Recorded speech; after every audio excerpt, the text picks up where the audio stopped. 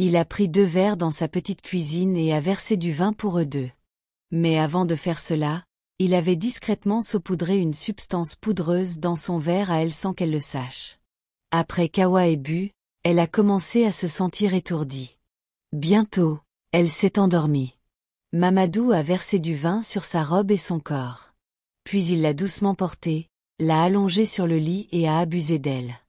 Hawa s'est réveillée quelques instants plus tard et quand elle a réalisé ce qui s'était passé, elle a éclaté en sanglots. Mamadou était le dernier des 3 enfants de ses parents et le seul garçon. Ses parents, M et Madame Diop, étaient très riches et influents dans la communauté et ils étaient aimés et respectés de tous en raison de leur nature bienveillante. Malgré leur richesse et leur influence, ils ont élevé leurs 3 enfants à aimer et respecter tout le monde, riche ou pauvre. Le couple a fait de son mieux pour inculquer des valeurs morales à leurs enfants. Ils ont offert à leurs enfants leur première voiture. Dès qu'ils ont eu 18 ans. Les sœurs aînées de Mamadou, Fatou et Aminata, étaient très gentilles, douces et respectueuses. Mamadou était également gentil mais il avait une faiblesse. Il flirtait beaucoup avec les filles. À 20 ans, Mamadou avait déjà 3 petites amies différentes. Il était en 2e année à l'université où il dépensait de l'argent de manière extravagante, fréquentait les boîtes de nuit et se saoulait parfois. Différentes filles sur le campus se battaient publiquement et honteusement pour lui. « Je suis sa vraie petite amie. Tu perds ton temps », l'une de ses petites amies a dit à une autre fille un jour où les 2 filles se sont affrontées à cause de lui. Habituellement, lorsque de tels incidents se produisaient, Mamadou riait simplement. Il aimait vraiment être l'homme du moment. « Les filles ne sont rien pour moi sauf des objets et je peux les prendre et les laisser quand je veux », disait-il. Ses amis ont essayé de l'avertir de son mode de vie imprudent mais Mamadou les ignorait. « Tout ce dont tu as besoin en tant qu'homme, c'est d'avoir de l'argent et tu verras les filles voler autour de toi comme des mouches, se posant sur un fruit de mangue. J'ai de l'argent alors laissez-moi en profiter, leur disait-il. Mamadou rompait également avec ses petites amies à volonté. Il pouvait se réveiller un jour et décider qu'il en avait fini avec l'une d'elles. En fait, sortir avec des filles et rompre avec elles était juste une façon normale de vivre pour Mamadou. Il a continué avec son mode de vie imprudent jusqu'à ce qu'il obtienne son diplôme et soit affecté pour le service national obligatoire, le NISC. Son année de service était pire. Mamadou sortait avec toutes les membres féminines du corps qu'il rencontrait et couchait avec elles. Il leur faisait des promesses sans fin et fausses, des promesses qu'il savait qu'il n'allait pas tenir. Bien qu'il dépensait beaucoup d'argent pour elles, il n'avait aucune intention de tenir ses promesses. Tout ce qu'il voulait, c'était les avoir dans son lit. Les membres féminines du corps l'aimaient aussi et étaient après son argent. Cependant, parmi les membres féminines du corps que Mamadou fréquentait, il y en avait une en particulier nommée Hawa. Hawa était une fille très décente qui, pour des raisons qui lui étaient propres, avait décidé de garder sa virginité jusqu'au mariage. Quand Mamadou lui a demandé de sortir avec lui, elle lui a dit qu'elle voulait une relation sans intimité. Cela semblait très étrange à Mamadou car il n'avait jamais fréquenté une fille sans coucher avec elle. Ce n'était pas négociable pour Mamadou. Cependant, espérant qu'elle changerait d'avis en cours de route, il a accepté sa règle et ils ont commencé à sortir ensemble. Le plus qu'Hawa faisait avec Mamadou était de le serrer dans ses bras. Cela irritait beaucoup Mamadou mais il continuait à jouer le jeu. Tout se passait bien entre lui et Hawa mais Mamadou ne pouvait plus faire semblant. Il commençait à désirer plus. Hawa était très belle et il ne pouvait pas résister à l'envie de la voir dans son lit. Il a essayé de la convaincre de l'importance de l'intimité dans une relation. Cela renforce les liens et fait que les partenaires s'aiment davantage. « S'il te plaît, donne-moi une chance de te prouver mon amour », lui a-t-il dit en essayant de la convaincre un jour où il lui rendait visite. Mais Hawa a tenu bon. « Je te l'ai dit avant que nous ne commencions, Mamadou. Je ne me donnerai qu'à un seul homme, mon mari, pas à un petit ami ou un fiancé, a-t-elle déclaré. Mamadou commençait à se sentir comme un échec. Aucune femme ne lui avait jamais fait cela. Je dois avoir ce que je veux avec elle, a-t-il juré. Ils ont continué leur relation. Puis, un jour avant la fin de leur année de service, Il a rendu visite à Hawa dans son appartement et il est venu avec une bouteille de vin alcoolisé.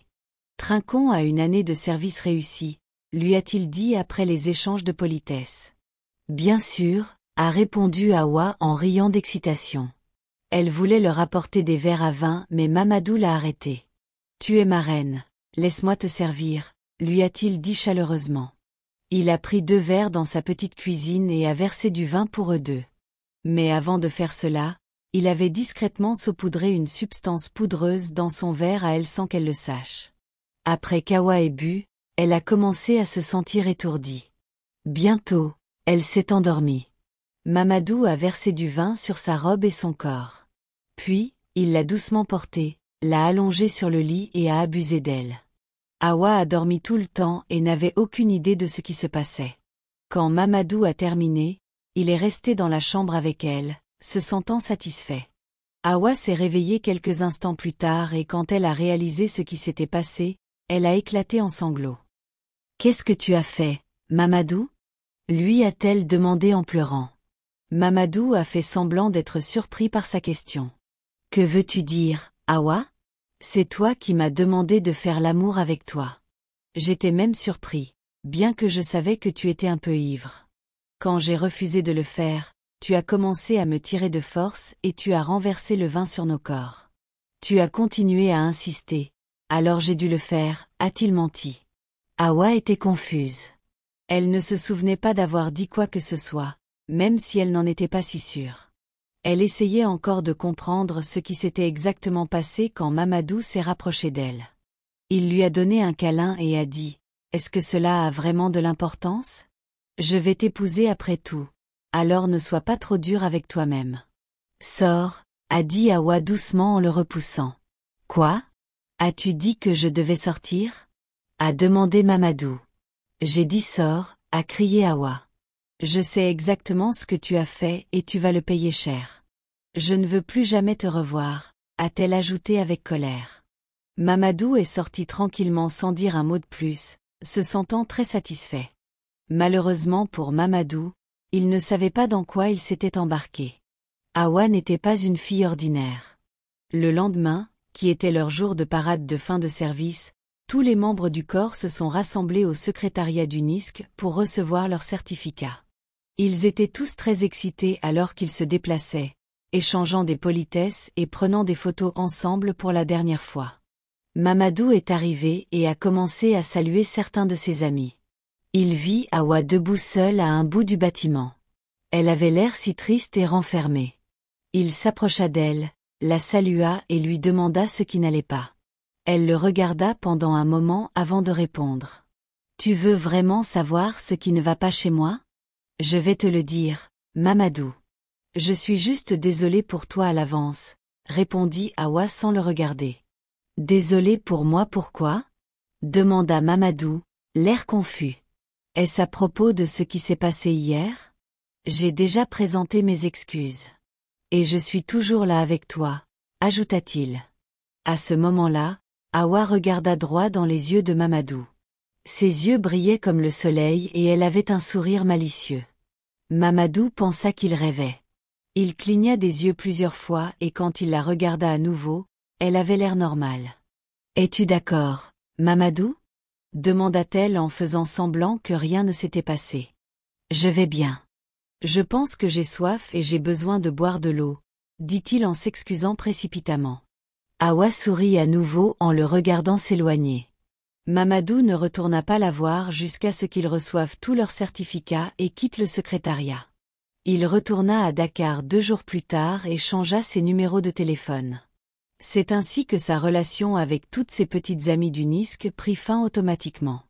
Son père, Monsieur Diop, le nomma directeur de l'une de ses nombreuses entreprises et Mamadou commença à diriger l'entreprise.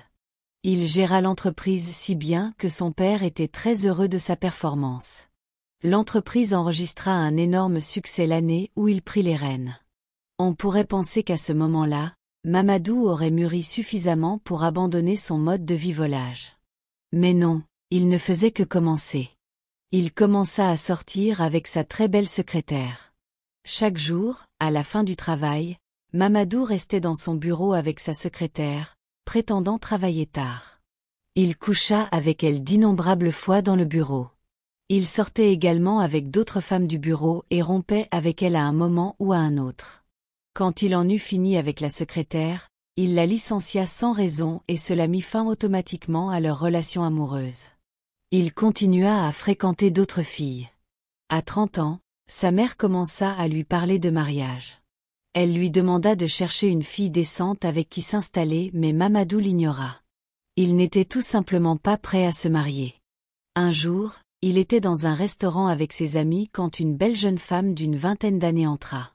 Les yeux de Mamadou s'écarquillèrent alors qu'il s'intéressait immédiatement à elle. Il se leva et s'approcha d'elle. « Bonjour, belle demoiselle. Vous êtes trop magnifique pour être assise seule. Puis-je m'asseoir avec vous ?» lui demanda-t-il en s'approchant de sa table. « Bien sûr, vous pouvez, » répondit-elle, lui permettant de s'asseoir. Ils eurent une petite conversation. À partir de ce moment-là, Mamadou poursuivit la jeune femme sans relâche, lui prodiguant attention et mots doux jusqu'à ce qu'elle cède finalement à ses avances. Quelques semaines plus tard, ils commencèrent à sortir ensemble. La jeune femme tomba éperdument amoureuse de Mamadou et Mamadou, à son tour, lui promit l'univers entier, même s'il ne le pensait pas. Il emmena la jeune femme à un rendez-vous un jour où il lui prit la main et lui promit le monde entier. « Tu es la femme la plus incroyable que j'ai jamais rencontrée, » dit Mamadou, sa voix dégoulinant de sincérité. « Je vois un avenir avec toi. Je veux que nous soyons ensemble pour toujours. » Mamadou sortit avec elle pendant longtemps jusqu'à ce qu'elle tombe enceinte. Son visage changea soudainement quand elle lui annonça sa grossesse. « Cela ne faisait pas partie de notre accord, » lui dit-il immédiatement.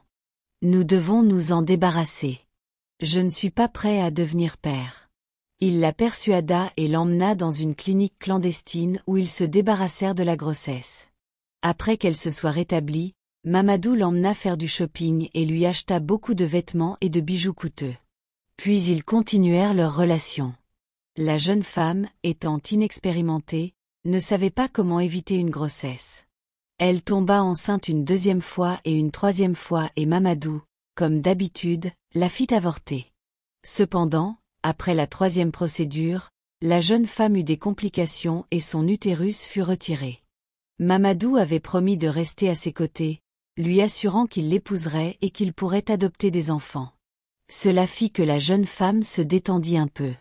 Mais ce qu'elle ne savait pas, c'est que Mamadou en avait déjà fini avec elle, dans son esprit. Après qu'elle se soit complètement rétablie de la troisième procédure, Mamadou lui rendit visite dans son appartement et mit fin à la relation.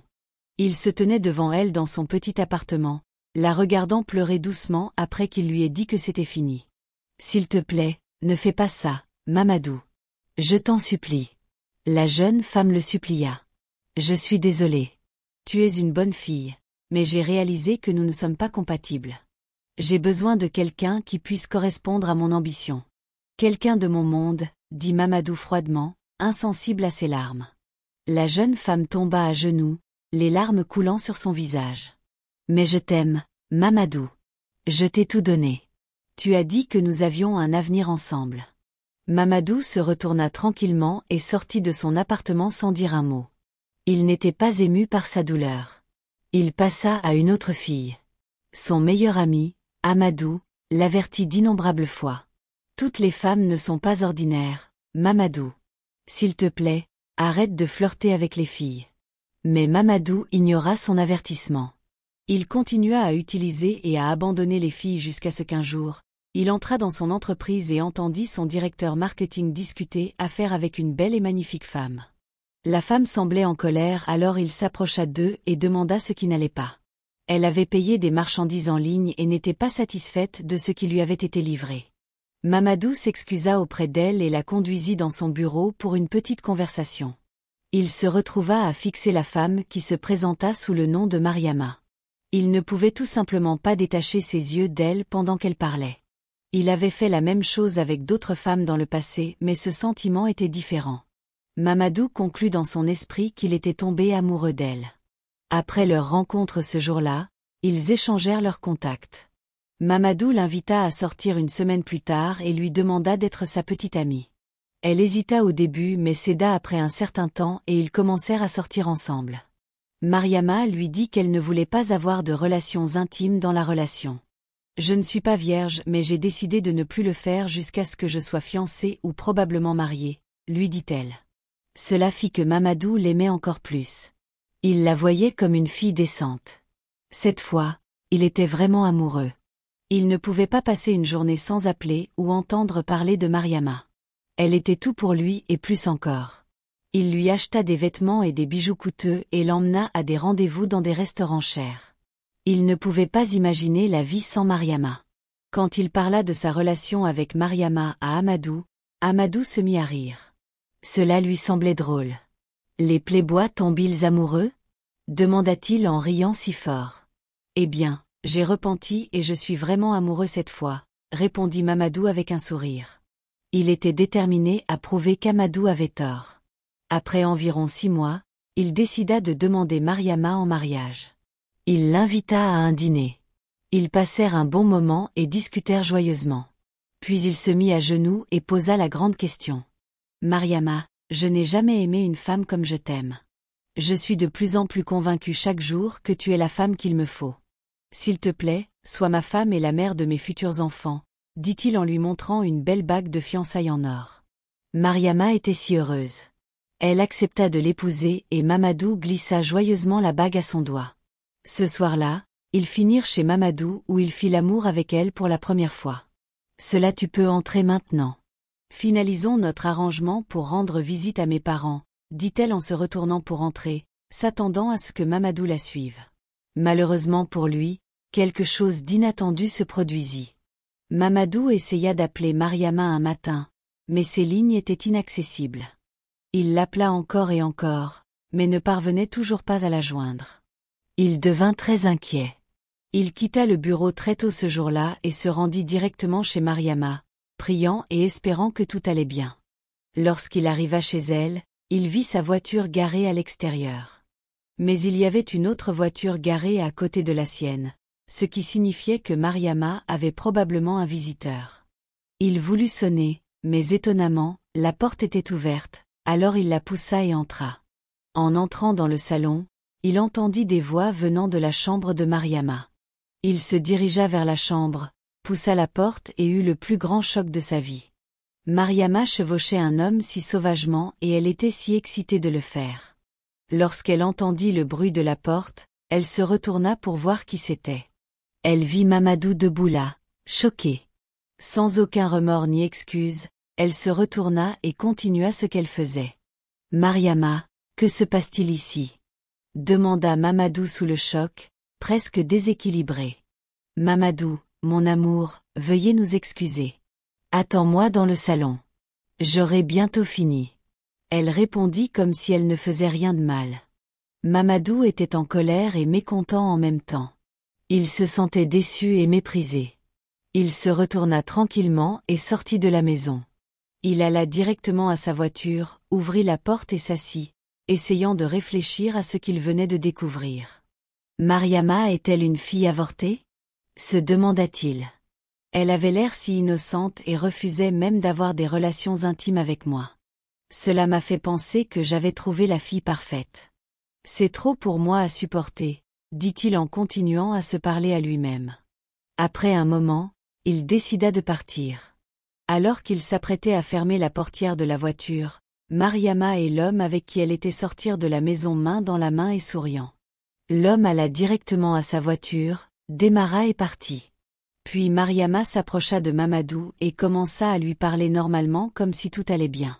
« Comment vas-tu, mon amour ?» demanda-t-elle, l'air indifférent. Sans attendre sa réponse, elle poursuivit. « Tu peux entrer maintenant. Finalisons notre arrangement pour rendre visite à mes parents, » dit-elle et se tourna pour entrer, s'attendant à ce que Mamadou la suive. Mais il la rappela. « Qui était-ce et qu'est-ce que j'ai vu ? Est-ce que je rêvais ?» lui demanda-t-il faiblement. « Oh, c'était mon partenaire d'affaires, chérie.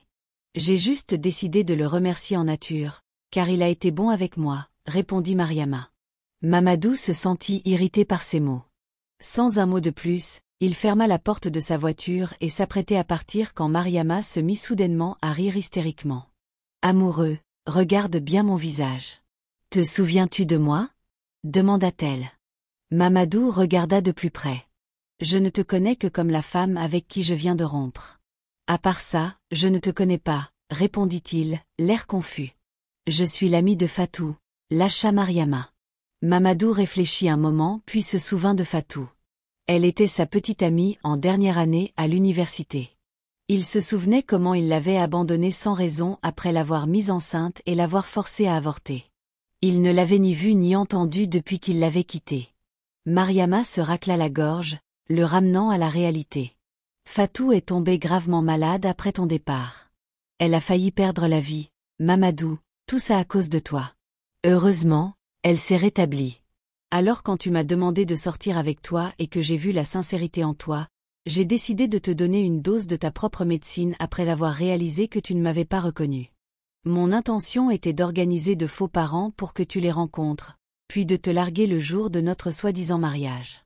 Considère-toi donc très chanceux. Elle s'arrêta pour voir la réaction de Mamadou. Puis elle continua quand elle réalisa que ses mots l'atteignaient. Avant que tu ne penses m'avoir utilisé, l'autre jour où nous avons fait l'amour. J'étais excitée et c'est pourquoi je t'ai permis de le faire. Donc techniquement, je t'ai utilisé à ma satisfaction. Ce n'est pas comme si tu étais bon au lit de toute façon. Maintenant, regarde bien mon terrain. Ne me laisse pas te surprendre près de cette maison à nouveau. Tu n'aimerais pas le résultat. Je suis sûre que tu ne voudrais pas ternir l'image que tu as réussi à construire. Merci pour la bague, Mamadou. Je vais la vendre. Elle ajouta rapidement et entra dans sa maison après avoir ordonné au gardien de s'assurer que Mamadou quittait son terrain. Mamadou était abasourdi. Il réussit à démarrer sa voiture après s'être remis du choc. Il partit tranquillement. Merci beaucoup.